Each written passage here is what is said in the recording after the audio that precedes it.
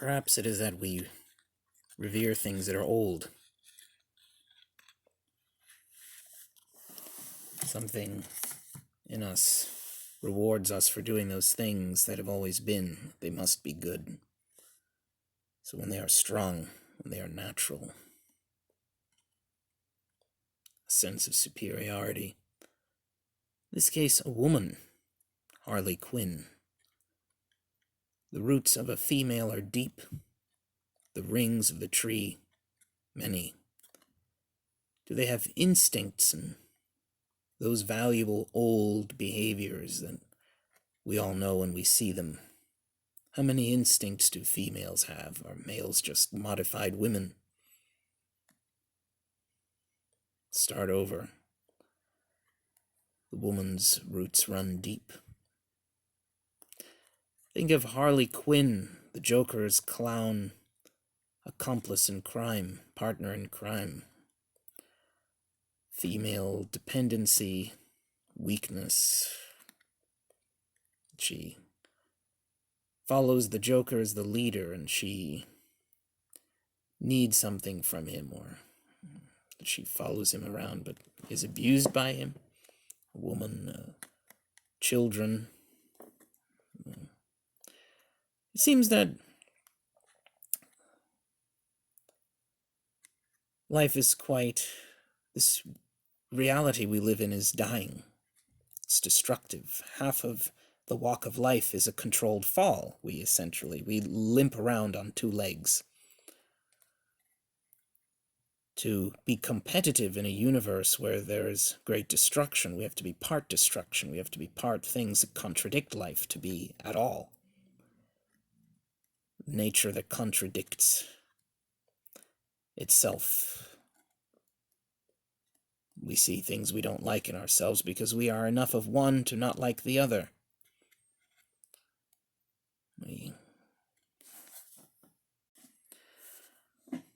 And when things deteriorate and fall apart, those parts of us that are made of that operate and support us by being destroyed, by doing their natural destructive behavior. Those parts of our lives grow stronger that typically we do not incur or use because destruction is dangerous. It brings us closer to death. But in certain situations, perhaps we unleash this power. And as a consequence, we celebrate the controlled falls that are the half of the walk of life. These characters, Joker, Harley Quinn, imbibed and rattled with death and destruction of the soul, of the mind, of the body, or of the sort. And it seems that part of that is that much of our mind is a trust fall. We fluctuate from one state to another, requiring something to catch us and pick us back up in order to continue our lives. But perhaps, when I think of a woman, I think of dependency, I think of codependency, that's the word. That at some point we reach a point where there are no more tracks, there's not another domino or another nothing to catch you and build you back up, and that we must have children. We must have more of ourselves, something to expand upon what we are, to catch us again and continue our ability to feel okay or feel happy.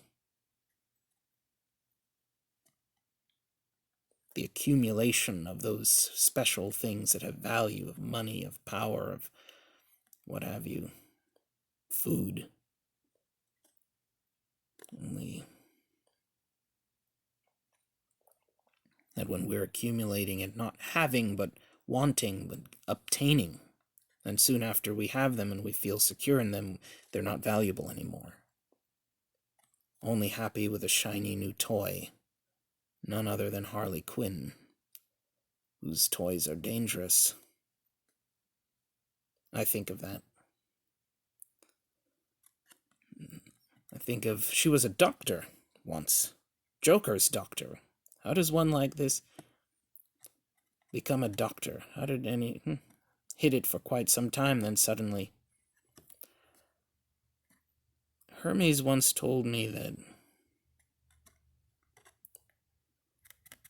something Hermes told me, it makes me think now, that we are all like, to be pylonic means that we accumulate in such a way, we form or not gestate is a word, coalesce, congeal in such a way that we depend on that materials can move around each other, can make contact with, and transform themselves into something else, which obviously there's a limited capability to do. Depends on all the other materials being able to move around each other in such a way to create any possible, as the little parts we're made of build atop one another in layers and stacks, in a pattern that makes small changes that allows them to branch out into all of our different parts, bear the fruit of the mind. Let Harley Quinn and the like pick that we often neglect, for our self-preservation sees them as a threat in most situations. It seems that we are all these, like all minds are puzzles that require more complex structures in order to solve. Every brain is a puzzle that it takes a bigger brain to fix. And you were Joker's brain, providing the real estate for his parts to move into, so that other parts could move into the parts that would allow them to be restored. And then you absorb that misalignment, in the process of doing that, you end up taking on, in that real estate, a lot of that disorder, so that his parts can move into order. And what must be done with this part of someone else but exterminated, destroyed? Could he bear to see what he left in his wake in your mind, so that he could restore part of himself? Does he think perhaps it will somehow return to him, contaminate him, or something else? As if you have absorbed what was parts of what trouble him, and by destroying them there is no risk they may spread. Whichever it be. Do you take on a clown to serve him, or do you too have this want to? Do you find that part of yourself, instead of in a child, in making that theme park death trap, that you have a similar nightmare, and that you will lay down the next step, the next track, to catch yourself again? Ordinarily, people have children mayhaps, or find other people to be that part of them that will catch them, but you do not. Do you depend on Joker for that? Does he do it? Or is there something else that you find in the things you do and the people you torture, that you kill, to be the next thing to catch you in your mind and body when you fall in the interminable, endless walk of life, and the series of controlled falls that inevitably come with it?